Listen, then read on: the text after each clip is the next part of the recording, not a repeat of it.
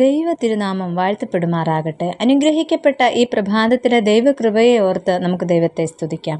ഇന്നത്തെ വായനഭാഗം സദൃശവാക്യങ്ങൾ 29 മുതൽ 31 വരെയുള്ള അധ്യായങ്ങളാണ്. ഇന്നത്തെ കുറിവാക്യം സദൃശവാക്യങ്ങൾ 31 അധ്യായം 27 വാക്യം.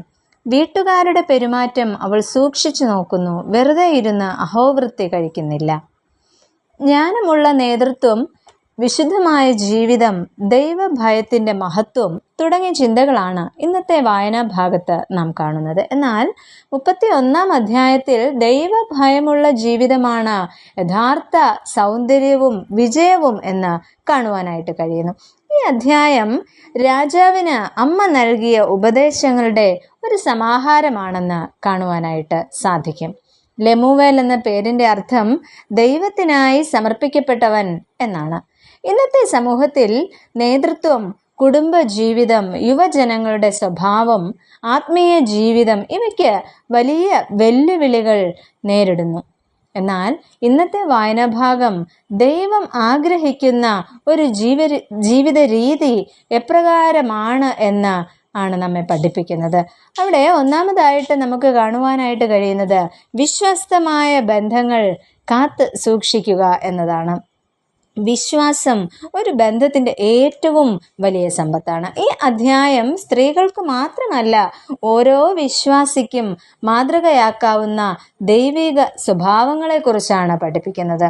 31 അധ്യായത്തിൻ്റെ 11, 12 വാക്യങ്ങളിൽ അതിനെക്കുറിച്ച്, ബന്ധങ്ങളെക്കുറിച്ച് നമുക്ക് കാണുവാനായിട്ട് കഴിയുന്നു. ദൈവം സ്ഥാപിച്ച വിശുദ്ധ ബന്ധമാണ് ഭാര്യ ഭർത്തൃ ബന്ധം. ഈ ബന്ധത്തിൻ്റെ അടിസ്ഥാനം വിശ്വാസം, സ്നേഹം, ബഹുമാനം, ആത്മാർത്ഥത എന്നിവയൊക്കെയാണ്. രഹസ്യങ്ങളും സംശയങ്ങളും നമ്മുടെ ഈ ബന്ധത്തെ ദുർബലമാക്കും. അതിനാൽ പരസ്പരം തുറന്ന മനസ്സോടെ ജീവിക്കുക, പരസ്പരം ബഹുമാനിക്കുകയും നന്മ ചെയ്യുകയും ചെയ്യുക. ഇരുവരും ഒന്നിച്ച് ദൈവത്തെ അന്വേഷിക്കുകയും ആരാധിക്കുകയും ചെയ്യുക. അങ്ങനെ ദൈവ കേന്ദ്രീകൃതമായ കുടുംബത്തിൽ സമാധാനവും ഐക്യവും ഒക്കെ വർദ്ധിക്കുന്നതായി നമുക്ക് കാണുവാൻ കഴിയുന്നു. എന്നാൽ ഇന്ന് പല ബന്ധങ്ങളും തകരുവാൻ കാരണം സ്വാർത്ഥതയും ദൈവ ഭയമില്ലായ്മയുമാണ്. അതിനാൽ നമുക്ക് നമ്മുടെ ബന്ധങ്ങളെ ശക്തിപ്പെടുത്താം, ദൈവഭയത്തോടെ മാതൃകയോടെ ജീവിക്കുവാനായിട്ട് ശ്രമിക്കാം. രണ്ടാമതായിട്ട് പരിശ്രമവും ഉത്തരവാദിത്വവും ഉള്ളവരാകുക. ഈ അധ്യായത്തിൽ തന്നെ 13 മുതൽ 19 വരെയും 27 വാക്യത്തിലും അധ്വാനത്തെക്കുറിച്ച് പറഞ്ഞിരിക്കുന്നു. അലസതയേക്കാൾ ദൈവം മാനിക്കുന്നത് അധ്വാനത്തെയാണ്.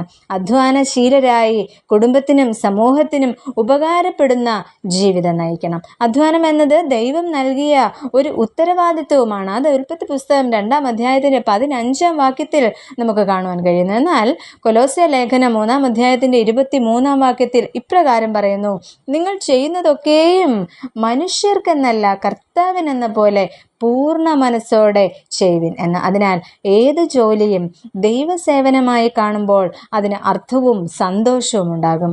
അതിനാൽ വിദ്യാർത്ഥികൾ പഠനത്തിൽ അധ്വാനിക്കുക, യുവാക്കൾ ജോലിയിലും ശുശ്രൂഷയിലും ഉത്തരവാദിത്വമുള്ളവരാകുക.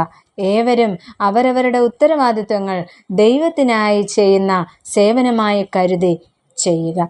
അത്തരത്തിൽ ജീവിപ്പാൻ നമ്മെ ഏവരെയും ദൈവം സഹായിക്കട്ടെ. നമുക്ക് പ്രാർത്ഥിക്കാം. പ്രിയ കർത്താവേ, ഈ ലോകത്തിൻ്റെ മൂല്യങ്ങളെക്കാൾ സ്വർഗീയ ജ്ഞാനം ഞങ്ങൾക്ക് നൽകണമേ. പ്രിയ കർത്താവേ, കുടുംബ ബന്ധങ്ങളിലും അവിടുന്ന് ഞങ്ങളെ ഏൽപ്പിച്ചിരിക്കുന്ന എല്ലാ ഉത്തരവാദിത്തങ്ങളിലും വിശ്വസ്തരായി സേവനം ചെയ്യുവാൻ ഞങ്ങളെ ഏവരെയും തുണയ്ക്കണമേ. ആമേൻ.